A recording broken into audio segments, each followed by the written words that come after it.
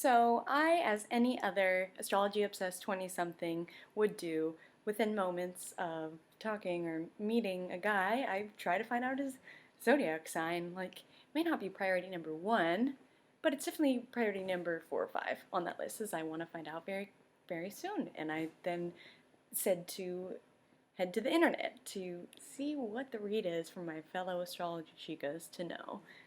Yeah, I avoided a Gemini trap because I headed to see what the reviews were. Aquarius, it was like so all over the place. Like, oh, he's all about his friends. Like, he doesn't go deep. Like, he's never gonna propose to you. He's about that. He's a loner. Whatever else.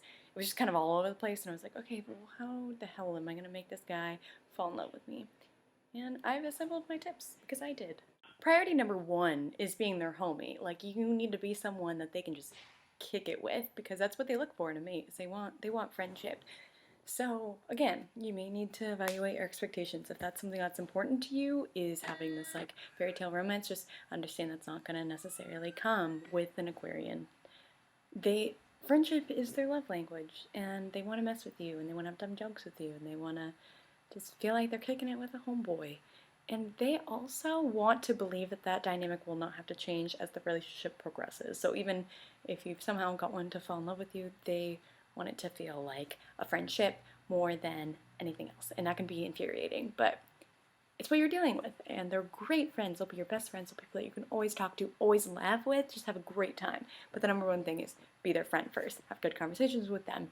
Like, really take an interest in their lives. That is what they want to see. Another thing, you need to be different for one to fall in love with you. You need to be unique. You need to be your own person. They never go for cookie cutter, ever. Like, the Aquarian that I dated, he used to tell me, like, I knew I needed to be with you because you weren't like the other people. So my advice would be, let your freak flag fly, and everywhere. Just be yourself. Like, obviously don't pretend like, oh, I'm so weird and I'm so quirky. No, but just be yourself and let your quirk shine, because they'll find that really charming. Like, my ex, he thought it was cute that I was like really, really weirdly obsessed with pugs, and that my email address was like Pugsalicious in 5th grade. He thought that was endearing, whereas some signs would be like, okay, weird. He thought that was cute. So share those quirks and be weird with them, because they like it. They think it's cute. So number 3 is take your time. The thing to scare them away is to try to be like, so I'm like, what are we doing? When are you proposing? Any kind of pressure, they're gonna freak out. They love freedom. They love having their own time. So if they want to be with you, it needs to be a choice from them.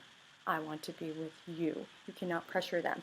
Then again, and I'm not saying that that's like the best way to do things. I'm just saying that's how they operate. So if you are getting frustrated, it's maybe just not a good match. I had to wait for a year and a half before this guy like even said I like you or I'm interested in you, but I did it. So and then it worked. And then another thing is, Aquarians, they have this thing with their first love. They hold it to some kind of like kindergarten picturesque ideal. Like, it touches a level that no one else can touch, so they're always going to have that in their mind.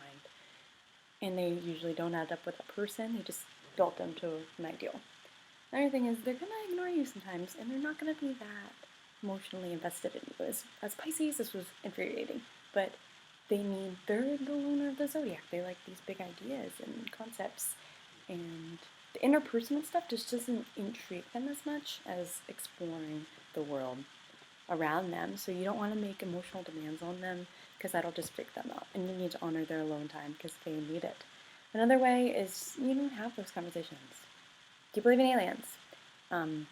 What do you think life would be different like if we were on a different planet? Or what do you think an invention would be that would really benefit humanity? So that's about it for my tips for Aquarian hunting.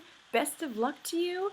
Probably gonna need it, but once you get them, they are so loyal and true to you till the end, and they really love you. It makes it all worth it.